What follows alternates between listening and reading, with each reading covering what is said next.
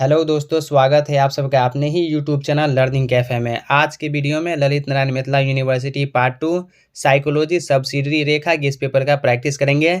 इसमें जितना objective question है 2 से 3 वीडियो में सभी क्वेश्चन का प्रैक्टिस करवा दिया जाएगा, इसलिए आप वीडियो में शुरू से लास्ट तक बने रहें। चैनल पर पहली बार है तो सब्सक्राइब करने के साथ साथ नोटिफिकेशन बेल को दबा के ऑल पे क्लिक कीजिए ताकि आने वाले वीडियो का नोटिफिकेशन सबसे पहले आप तक पहुँचे। आज के वीडियो में पहला सेट शुरू करेंगे। पहला सेट का पहला क्वेश्चन देखिए। सांख्यिकी दृष्टिकोण के अनुसार निम्न में से किस बुद्धि लब्धि वालों को असामान्य कहा जाएगा? 90 से कम या 110 से अधिक बुद्धि लब्धि वाले को, तो ऑप्शन सी हो जाएगा 90 से कम या 110 से अधिक बुद्धि लब्धि। नेक्स्ट क्वेश्चन, वैसे लोग जो आसपास के लोगों के साथ मिलजुल कर रहना पसंद करते हैं उन्हें क्या कहा जा सकता है? उन्हें सामान्य कहा जा सकता है। ऑप्शन ए होगा सामान्य। सिगमंड फ्रायड का जन्म कहाँ हुआ था? सिगमंड फ्रायड का जन्म वियना में हुआ था। क्वेश्चन नंबर 4, सिगमंड फ्रायड का जन्म कब हुआ था? सिगमंड फ्रायड का जन्म वियना में 1856 ईस्वी में हुआ था। DSM-4 का संशोधित संस्करण पुनः कब प्रकाशित किया गया? 1994 ईस्वी में। आधुनिक मनोरोग विज्ञान का जनक किसे कहा जाता है? फिलिप पीनेल को। ऑप्शन डी हो जाएगा। आधुनिक मनोरोग विज्ञान का जनक फिलिप पीनेल को कहा जाता है। फ्रायड के अनुसार मन अथवा व्यक्तित्व के कितने पहलू हैं? 2 पहलू हैं। मन के गत्यात्मक पहलू का प्रतिपादन निम्न में से किसने किया? फ्रायड ने। निम्न में से किसका संबंध गत्यात्मक पहलू से नहीं है? ईड, ईगो, सुपर ईगो, ये तीनों का संबंध गत्यात्मक पहलू से है, लेकिन अचेतन का संबंध नहीं है। तो ऑप्शन डी इसका राइट आंसर हो जाएगा, अचेतन। व्यक्ति के सभी कार्यों पर किसका प्रतिबंध रहता है? सुपर ईगो का प्रतिबंध रहता है। फ्रायड ने मन के आकारात्मक पहलू को कितने भागों में विभाजित किया? 3 भागों में। निम्न में से किसके अनुसार चेतन क्रियाओं का संबंध तत्कालिक अनुभवों से होता है? किस्कर के अनुसार। ऑप्शन सी हो जाएगा, किस्कर। ठीक समय पर अचानक नींद का टूट जाना निम्न में से किससे संबंधित होता है? अचेतन से संबंधित होता है।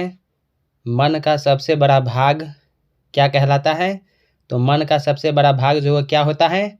अचेतन होता है। ऑप्शन बी हो जाएगा, मन का सबसे बड़ा भाग अचेतन होता है। फ्रायड द्वारा लिखी गई पुस्तक साइकोपैथोलॉजी ऑफ एवरीडे लाइफ किस ईस्वी में प्रकाशित हुआ? 1914 ईस्वी में।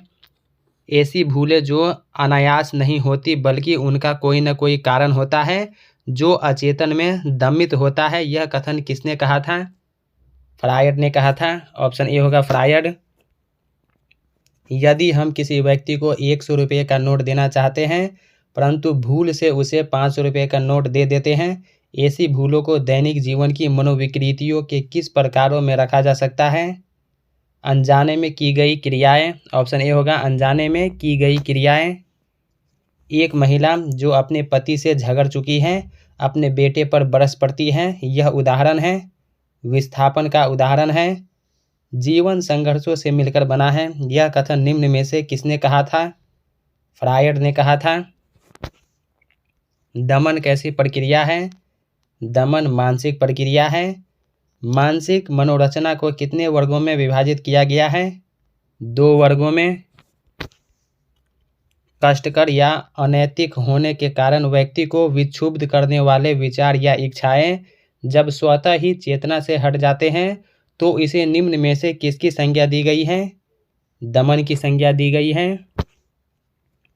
जब किसी युवक को अपने मनपसंद की सुंदर लड़की से शादी नहीं हो पाती है तो वह युवक अक्सर यही कहता है, चलो अच्छा हुआ, उससे भी अधिक सुंदर लड़की मिलने का रास्ता खुल गया। यह व्यक्तिकरण के 2 प्रकारों में से किस प्रकार के अंतर्गत आता है?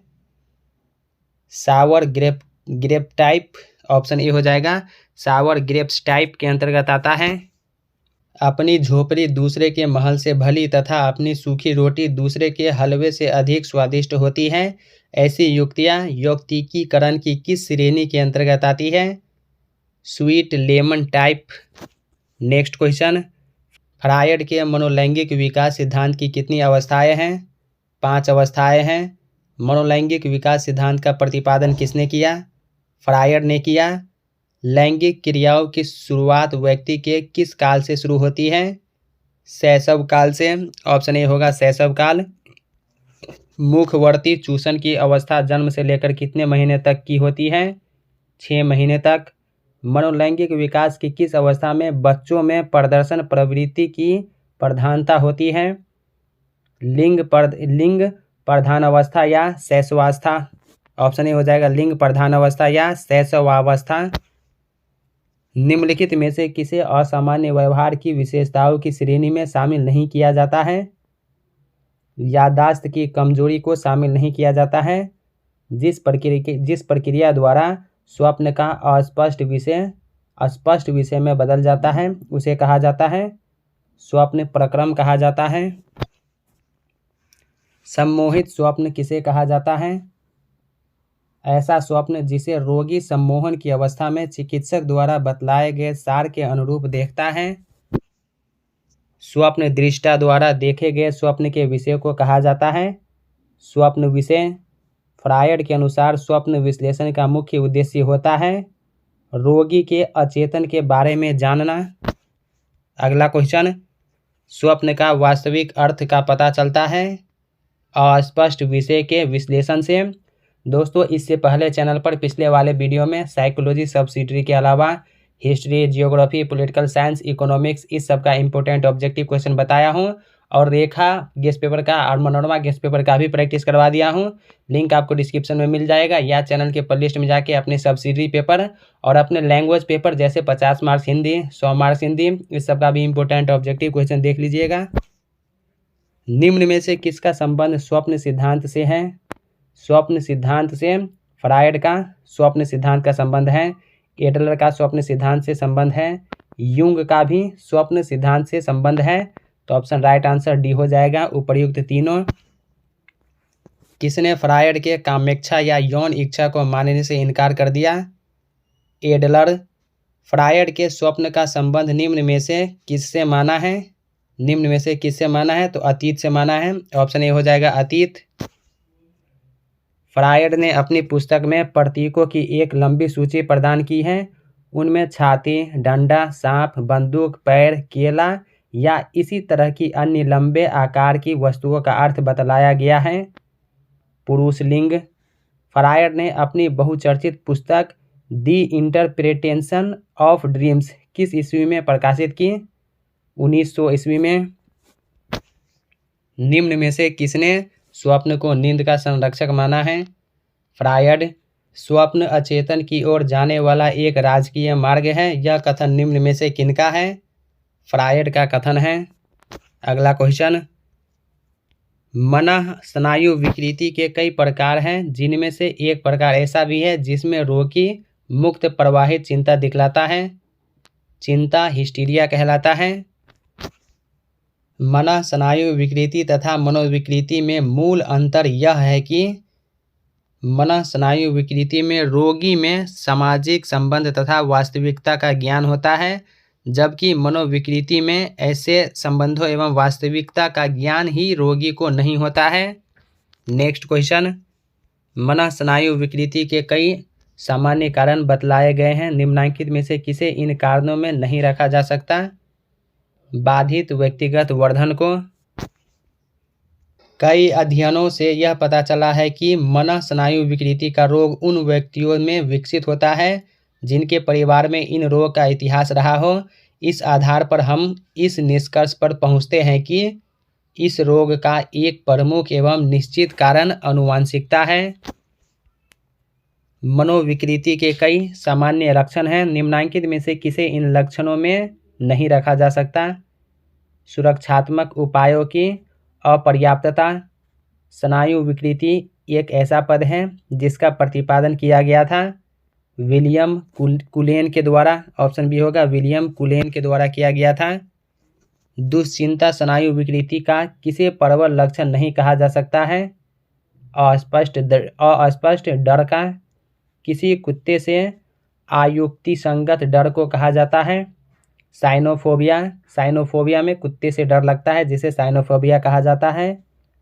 कुछ लोग आंधी, तूफान, बिजली आदि के कौंधने से अयुक्ति संगत डर दिखलाते हैं, जिसे कहा जाता है एगोफोबिया कहलाता है। फ्रायर द्वारा प्रतिपादित मनोविश्लेषणात्मक चिकित्सा में निम्नलिखित में से किसका महत्व सर्वाधिक बतलाया गया है? स्वप्न विश्लेषण का। मनोविश्लेषणात्मक चिकित्सा में एक ऐसी भी अवस्था आती है जहां रोगी चिकित्सक से कुछ भी बातचीत करने से आगे इनकार कर देता है। इस अवस्था को कहा जाता है प्रतिरोध की अवस्था। नेक्स्ट क्वेश्चन, मनोविश्लेषणात्मक चिकित्सा में कभी कभी चिकित्सक रोगी के प्रति अत्यधिक प्यार एवं स्नेह दिखलाने लगता है, जो सचमुच में उसे नहीं दिखलाना चाहिए। इस अवस्था को कहा जाता है प्रतिस्थानांतरण। फ्राइडीन मनोविश्लेषण चिकित्सा में चिकित्सक रोगी के सामने न बैठकर उसके पीछे बैठना इसलिए पसंद करता है क्योंकि रोगी अपने विचारों की अभिव्यक्ति खुलकर कर सके। मनोविश्लेषणात्मक चिकित्सा के कुछ निश्चित लक्ष्य हैं। निम्नलिखित में से किसे इस लक्ष्य में शामिल नहीं किया जा सकता है? रोगी के वर्तमान की घटनाओं पर प्रकाश डालना, इसे इस लक्ष्य में शामिल नहीं किया जा सकता है। मानसिक दुर्बलता में व्यक्ति की बुद्धि लब्धि होता है 20 से नीचे। तीव्र मानसिक दुर्बलता के स्तर में व्यक्ति की बुद्धि लब्धि होती है 20 से 30 तक, 20 से 35 तक। ऑप्शन बी हो जाएगा 20 से 35 तक। निम्नलिखित में से किसे मानसिक दुर्बलता के नैदानिक प्रकार में शामिल नहीं किया जा सकता है? टर्नर संलक्षण को। निम्नलिखित में से मानसिक दुर्बलता का कौन सा प्रकार कपालीय विसंगति से संबंधित नहीं है? मनोलिज्म, ये संबंधित नहीं है, तो ऑप्शन डी हो जाएगा मनोलिज्म। बौनापन एक ऐसी मानसिक दुर्बलता का प्रकार है जिसमें थायराइड ग्रंथि से कम स्राव निकलता है। पीकेयू मानसिक दुर्बलता का एक ऐसा प्रकार है जिसका संबंध प्रोटीन चयापचय की गड़बड़ी से होता है। जिस मनोवैज्ञानिक विधि द्वारा मानसिक रोगों का उपचार किया जाता है उसे मनोचिकित्सा कहा जाता है। ऑप्शन ए हो जाएगा मनोचिकित्सा।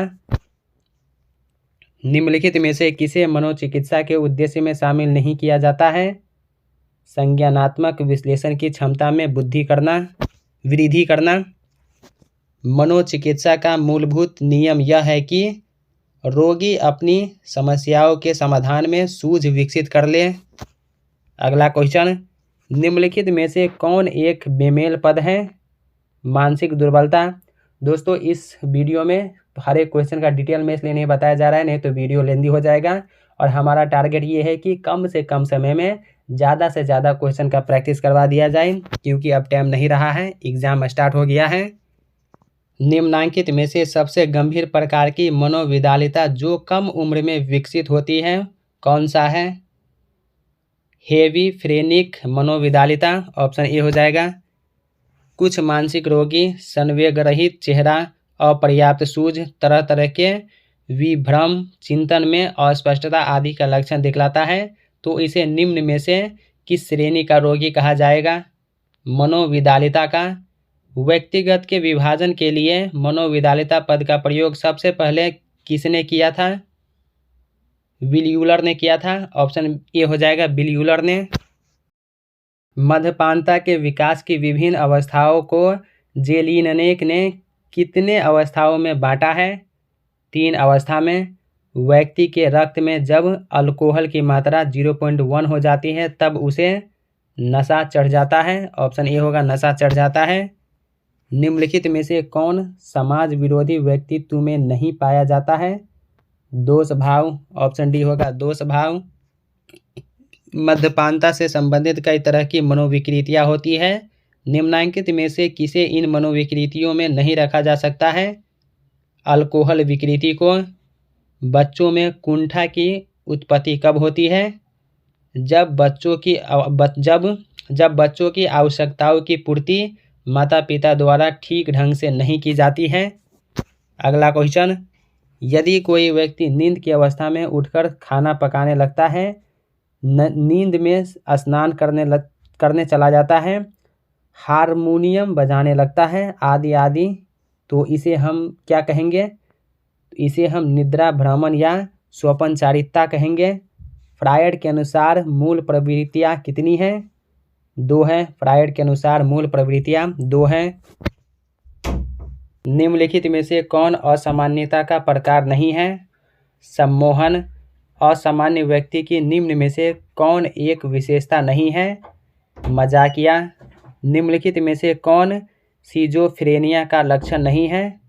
संवेगात्मक विकृति। नेक्स्ट क्वेश्चन, व्यक्तित्व विकृति का मुख्य कारण है? अपरिपक्व व्यक्तित्व विकास, रूपांतरिक विकृति, एक प्रकार का काय प्रारूप विकृति है। उत्साह विषाद विकृति को जाना जाता है द्विविमीय विकृति के नाम से। निम्नलिखित में से कौन चिंतन विकृति का रोग है? तो इनमें कोई नहीं। असामान्य और सामान्य में अंतर है, तो असामान्य और सामान्य में अंतर मात्रा का है, प्रकार का भी अंतर है, गुण का भी अंतर है। तो ऑप्शन डी हो जाएगा उपरोक्त सभी। व्यवहार चिकित्सा आधारित है, सीखने के सिद्धांतों पर। व्यक्तित्व विकृति की उत्पत्ति होती है अपरिपक्व व्यक्तित्व विकास के कारण। अपरिपक्व व्यक्तित्व विकास के कारण ऑप्शन सी हो जाएगा। असामान्य मनोविज्ञान की ऐसी शाखा है जिसके अंतर्गत अध्ययन किया जाता है, असामान्य व्यक्ति का अध्ययन किया जाता है। असामान्य मनोविज्ञान के इतिहास में निम्न में से किसका महत्वपूर्ण योगदान नहीं माना जाता है? थॉर्नडाइक का। क्वेश्चन नंबर 89, एरिक फ्रॉम ने अपने व्यक्तित्व सिद्धांत में किन तत्वों पर अधिक बल दिया है? सामाजिक तत्व पर। MMPI का निर्माण मूलतः किसके द्वारा किया गया है? तो हालावे तथा मैककिनले के दोनों के द्वारा। ऑप्शन सी हो जाएगा, हालावे तथा मैककिनले दोनों के द्वारा। तो दोस्तों आज के वीडियो में साइकोलॉजी सब्सिडियरी रेखा गेस्ट पेपर का पहला सेट कंप्लीट हो गया। नेक्स्ट वीडियो में दूसरा सेट कंप्लीट करा दिया जाएगा। इसलिए अगर आप चैनल पर पहली बार है तो सब्सक्राइब करने के साथ साथ नोटिफिकेशन बेल को दबा के ऑल पे क्लिक कीजिए। जब कभी मैं दूसरा सेट अपलोड करूँ तो सबसे पहले आप तक पहुँचे। तो दोस्तों कैसा लगा ये वीडियो कमेंट करके ज़रूर बताइए। क्या वीडियो आपको अच्छा लगा या लगता है कि ये वीडियो आपके साथ साथ आपके उन फ्रेंड्स को भी हेल्प कर सकता है तो अपने दोस्तों के साथ वीडियो शेयर कीजिए। अगर कोई डाउट है या कोई सवाल है या किसी क्वेश्चन का आंसर बाय मिस्टेक मेरे से गलत हो गया है तो कमेंट करके बताइए। तो चलिए अब मिलते हैं नेक्स्ट वीडियो में, तब तक के लिए टेक केयर, बाय बाय।